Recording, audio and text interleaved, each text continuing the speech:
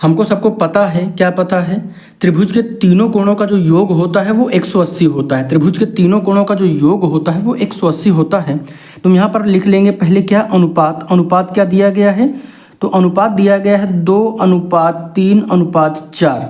और हम अगर मान लेते हैं, माना जो कोण है वो क्या है, तो कोण बराबर है x। तो x हम यहाँ पर लिख लेते हैं, सभी में जोड़ देंगे, ठीक है।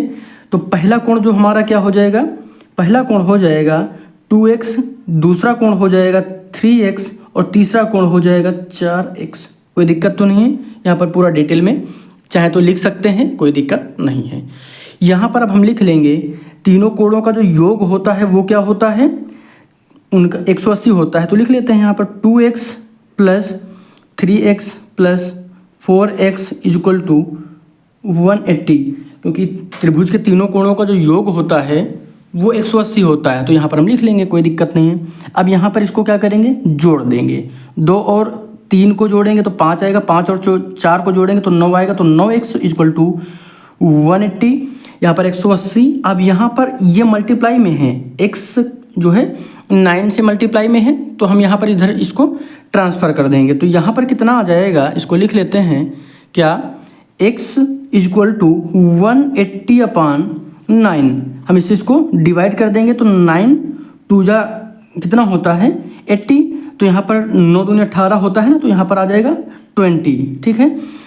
अब यहाँ पर गौर करिए, x बराबर कितना आया है, 20 आया है। x बराबर 20 आया है। ध्यान रखिएगा, ये हमारा उत्तर अभी नहीं है। हमारा जो पहला कोण क्या था, पहला कोण बराबर क्या है, 2x। तो x के स्थान पर रख दीजिए, उत्तर हमारा आ जाएगा। तो 2 × 20 = कितना आ जाएगा, 40। कोई दिक्कत नहीं है, पहला कोण। अब दूसरा कोण भी इसी तरह लिख लीजिए। तो दूसरा कोण बराबर कितना होता है, 3x।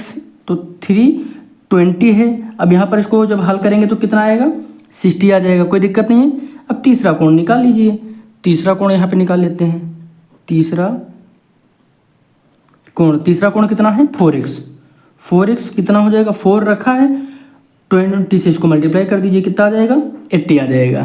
तो यहाँ पर हमारा जो अनुपात आएगा क्या आएगा, इसको लिख लीजिए, 40:60:80। किस विकल्प में है ये, 40 60 80। हाँ, तो ये सी नंबर विकल्प में ये हमारा आंसर सही हो जाएगा, 40 60 और 80। कोई दिक्कत नहीं है, बिल्कुल आसान सा प्रश्न है। देखिए, छोटे छोटे प्रश्न हैं, कई बार समझ में ना आ पाने की वजह से दिक्कत होती है।